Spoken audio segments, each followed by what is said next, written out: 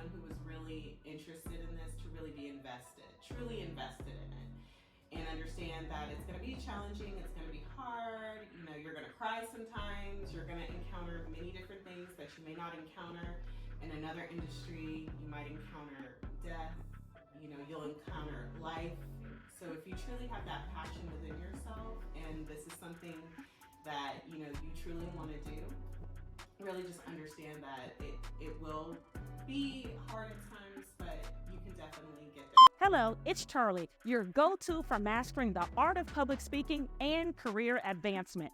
Welcome to Chat with Charli, where industry professionals share their invaluable insights and advice to help you excel within your desired industry.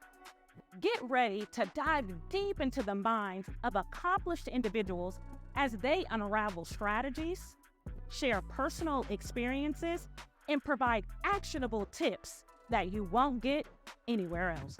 Whether you're looking to advance your career, start a new venture, or simply stay ahead in your industry, this is the place to be. Tune in and level up your expertise with Chat with Charli. Hi, everybody. Thank you so much for joining us again with Chat with Charli. We are very honored to have Jasmine Flowers here with us today. Thank you for being here. Thanks for having me, Charli. Yeah, you look very nice. Thank you. Thank you so much. You too. Okay, so I love public speaking, and then I don't want you to be nervous. I want you to have fun. I want to start off with a really fun public speaking game. Are you willing to play? Yes, I am. Okay, this is called the game. Okay. Oftentimes when people talk, they say or like or any other filler words that make sometimes the speech or the story off a little bit. So I like to practice by playing the game. Okay. So in this cup, there are a bunch of random topics. Okay. You're going to pull a topic. I'm going to set this beautiful timer. And you are just going to have fun talking about the topic for as long as you can without trying to tell yourself not to say Don't say or like. I'm just going to go with I'm be nice. Okay. I'm be nice. Okay.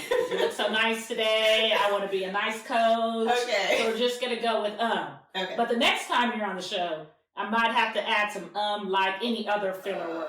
Okay. Yeah, that's that. Okay, so here's you can take the cup. Oh, okay. Right. It's your topic, and I am going to set the timer. Okay. You ready? Yeah. Okay. So the topic is swimming pool. So I will start by saying with swimming, I don't know how to swim. That's me being just very honest and blunt. So I do have a story. About it's okay. I already said. Okay. She don't want to tell the story. That's what happened. It's something juicy. We need to know about this later. That's what it is. Slippers. So slippers. I recently just bought a new pair of slippers. I might be a little bit of a slipper hoarder. If you ask my husband, I have probably about a good maybe 10 pairs of slippers. Yeah. So I don't know why. I just love slippers. And I recently bought a new pair of slippers. There's a beauty supply over by us called Coco Bella. So there were some slippers that were there. Very cute. They had little happy faces on them. Nothing super special about them. They were just new and they're slippers. So I was like, I'm going to get these. I'm going to get these slippers. Yeah. So that's what I did. I like slippers. They're added to my collection. That's my slipper story. I like it. Draw another one. All right. You're still doing good. Let's move on. Let's see. Podcast. Okay. So this is my first time I've ever been on a podcast before. So I'm very grateful that Charli asked me to be part of it. Yay. You look so beautiful. Thank you. And That's time. Okay. What you're about to talk about. We need to run it back. Start all over. And time. No. Excellent. Good job. All right. You did wonderful. Thank you. I didn't realize I say so much, so I thought I was pretty good. You are good. But it is a common word that people use pretty frequently. Oh, yeah. I hope you feel relaxed. I do. Okay, that was good. Okay, that was good. So if you could please start with telling us a little bit about your background and what led you to your industry and what exactly it is that you do. Okay. So I'll start with what I do. So I'm a pediatric nurse practitioner. I started as a registered nurse. I became a registered nurse back in 2013. So that's how I started my career in healthcare. So I started out in the NICU, the neonatal intensive care unit, and that really spiraled my interest into pediatrics. We're dealing with just really tiny, sick babies. I worked for a great hospital. I made great friends. And during my time there, I just learned a lot about, being a new registered nurse and caring for babies and children. So that really sparked my interest. And then right about 5 years into being a registered nurse, I went back to school to become a pediatric nurse practitioner. Wow. So I've been a PNP, it's the abbreviated version. I've been a PNP now for 5 years. Wow. So that's been great. So what I do within my practice, I work in a primary care clinic. So we see children anywhere from birth up to age 21 years of age. So we do well child exams, we do regular acute sick visits, we do sports physicals, vaccinations, you name it, whatever you need your child to get seen for healthcare wise, that's what I do. So I'm very grateful to be in this position. It's brought me a lot of joy, a lot of happiness, just to be able to see kids, start from birth and then just kind of grow up before your eyes. So it's been a very rewarding career. I know that you mentioned you went back to school. What additional education did you need for your current role? I was a registered nurse first, and then I became a nurse practitioner. So as a registered nurse, that's a bachelor's degree. So it's a 4-year degree. You could actually get your 2-year registered nursing associate degree, but I went the traditional route, went to a 4-year university. And then when I furthered my education, I got my master's degree. And that was 3 years additional after getting my registered nurse. And that now has you as a nurse practitioner. Yes, yeah. Which is what most of us consider as the doctor.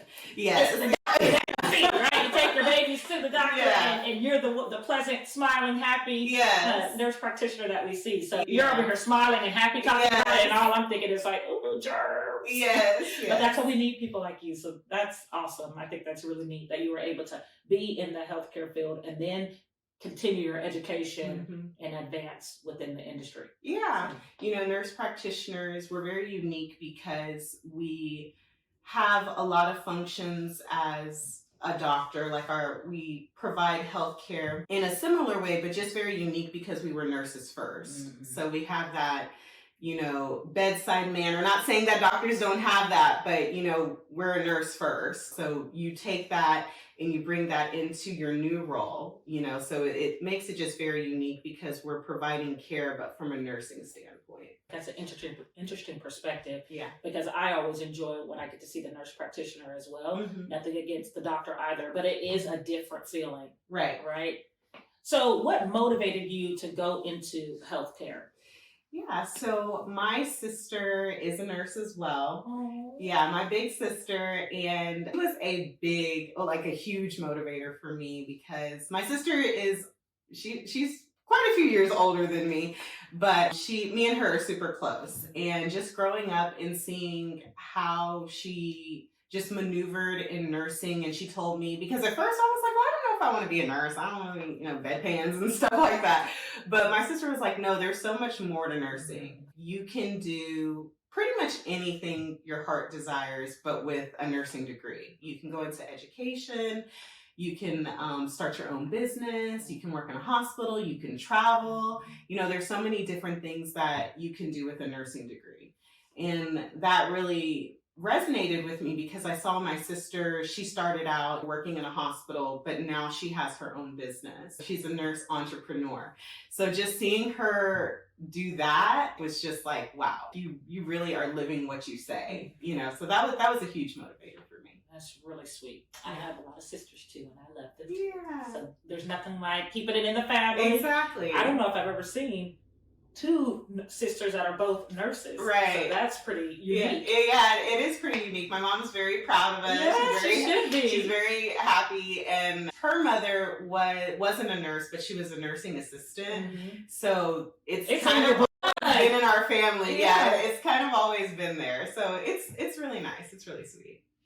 Have you seen any trends that are happening in your industry? Are there any new developments? Yes. So since we're living like in this post-COVID kind of world, telemedicine has really, just kind of blossomed. Yeah, that's a great word. It's just really blossomed because, there's a lot of people that are apprehensive, they're hesitant to go into a clinic now because they're afraid that they're going to catch COVID or they're going to catch some type of communicable illness.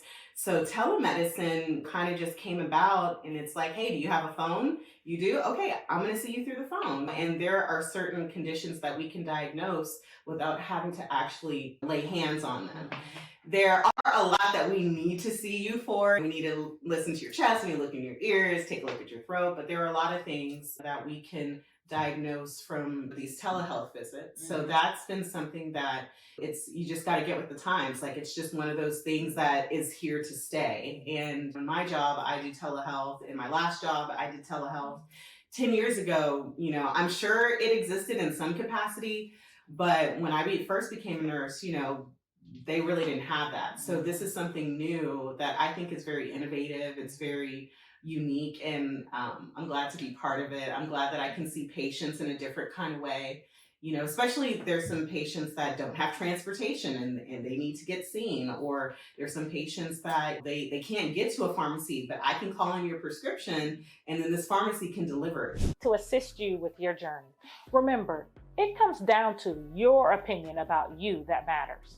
The things of this world can cheer you on one day and then turn their back on you the next. But if you have a strong self-efficacy, neither will control your destiny. So that's just one of the coolest things about it. I know I'm really grateful for telehealth because my previous career, I was very, very busy. It was very difficult for me to leave work, and that's hard and emotional as a mother. Yeah. But things like telehealth really helped me because then I could send my mom or my father-in-law or someone else could be there with her with the phone, and I would be on Zoom right next to them listening. Or sometimes they can even patch me in. And so it's a great way to be able to accommodate different people's situations. Like you said, some people that didn't have transportation, or even people like me where I couldn't leave work. I'm sure I could. Yeah. But there's just so many things that were going on. Right. It was more feasible for me to be able to use telehealth where I could have some additional support. So that's a really good one that has changed within healthcare. Oh yeah, I would say woo woo. Like keep it going. I like it. It's super convenient. It's convenient for the parent, for the patient, whoever you're seeing.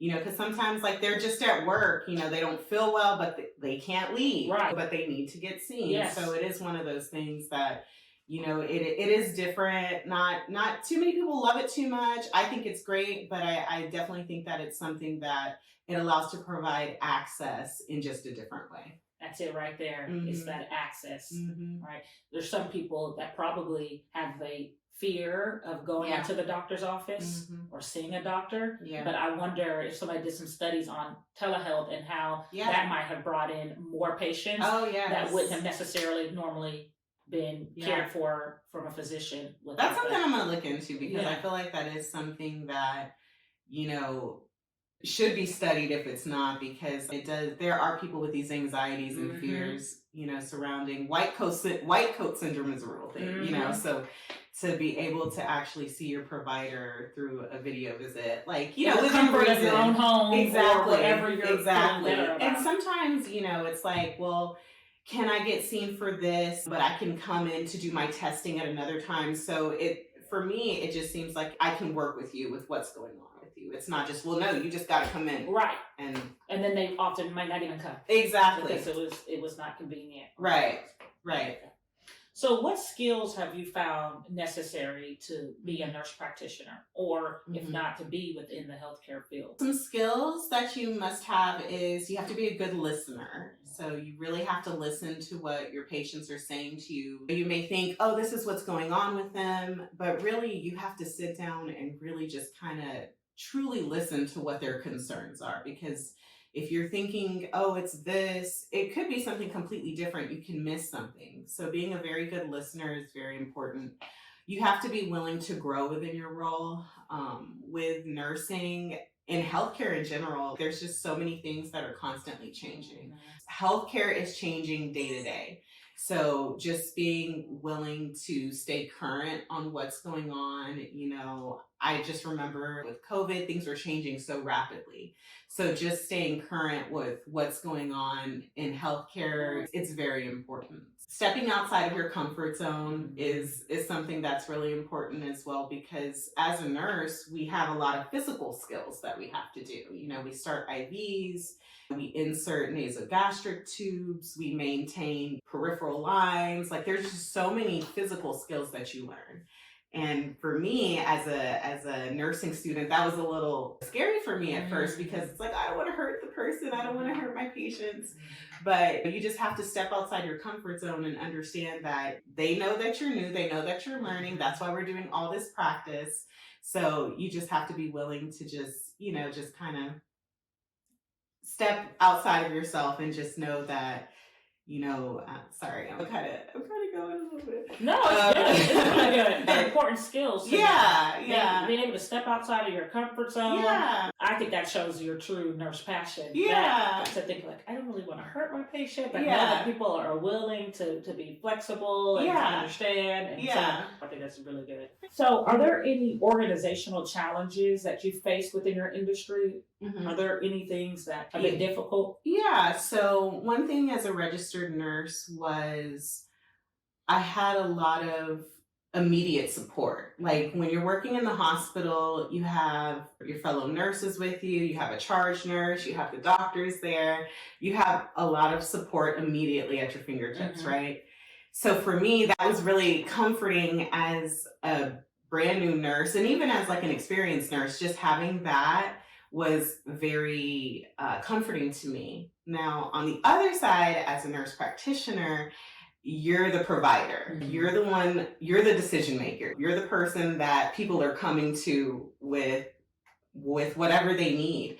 But that was a bit of a challenge for me at first, because I felt like, okay, I had this support before. Not saying I don't have the support now, but the support that I have now just looks different. It looks different in the sense of I may not have because we have what's called collaborating physicians in the state of Texas. You're working collaboratively with another physician as a nurse practitioner. So even though my collaborating physician is here directly with me, I can still call them if I need something, if I have questions, if I have a concern about a patient.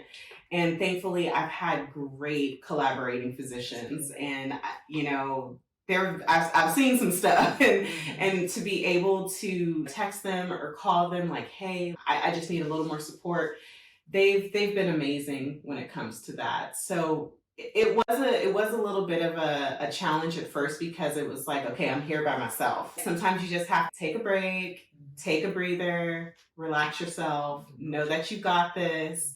And you have the resources that are there. You just have to use them differently than how you did before. Just you trust yourself. Yeah, just trust yourself. I feel like that's in a lot of industries. As you advance within your career, the more trust you have to put in yourself. Absolutely. So what keeps you motivated in that passion? Because I hear you talking about it. It seems like you are just glowing when you talk about the work that you do. So what motivates you and keeps you like that? I think that, for one, because I work in pediatrics, I do get to see the children grow up.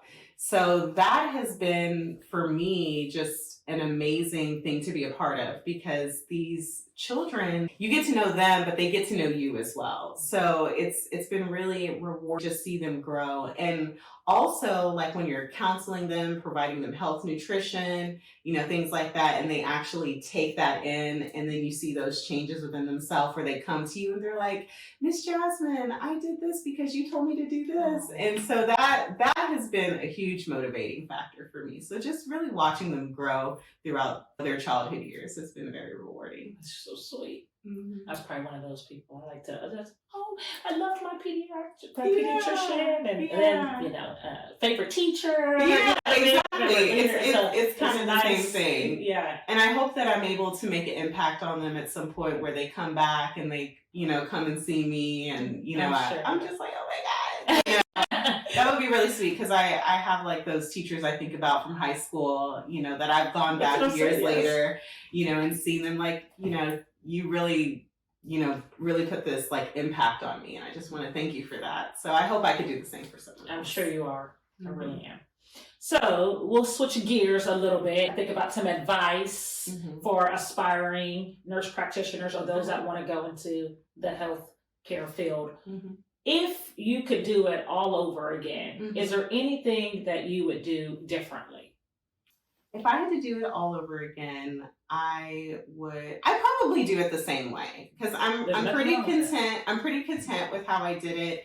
One thing I would probably do, which it's never too late, I would probably go back to school and further my education, probably in something that is also of interest to me as well, still within nursing and healthcare, but just a little different than pediatrics. So I probably would do that in addition, but I think I would pretty much stay the same course because I've been so happy with the way that things have transpired. There's nothing wrong with that. Yeah. Everything happens for a reason. A lot of people function in that space. Yeah. And so that brings about a level of comfort as well. So last question would be if there was any advice that you would give someone else who is trying to enter into your industry or your actual role. I would say that if you're going into nursing, because nursing has a lot of perks to it. Like you can make a lot of money in nursing, which is a motivating factor for a lot of people.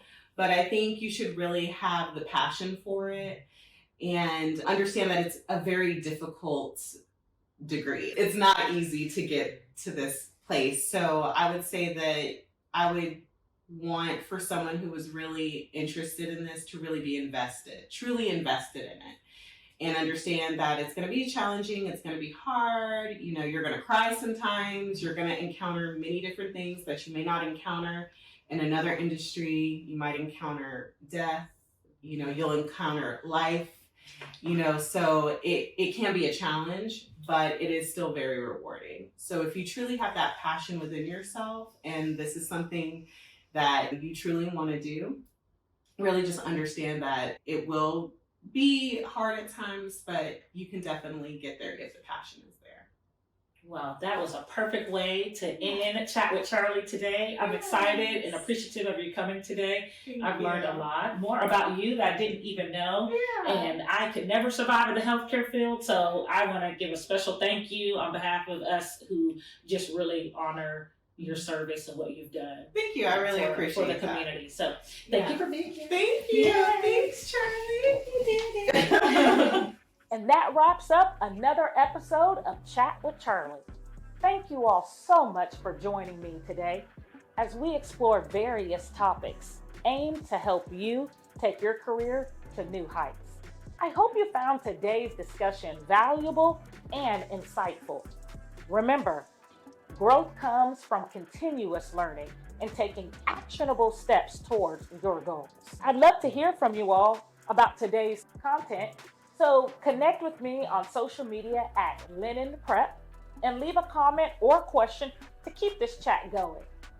Be sure to tune in to next week's episode where we'll dive deep into the minds of another industry professional. It's going to be another informative and engaging conversation that you won't want to miss. And if you like Chat with Charli, don't forget to subscribe and leave a review on your favorite podcast platform. Your support means the world to me and helps us reach more people ready to level up their expertise. Thank you again for being a part of our career advancement. And remember, strive for excellence, not perfection. Keep pushing forward and never stop investing in yourself. Until next time, bye.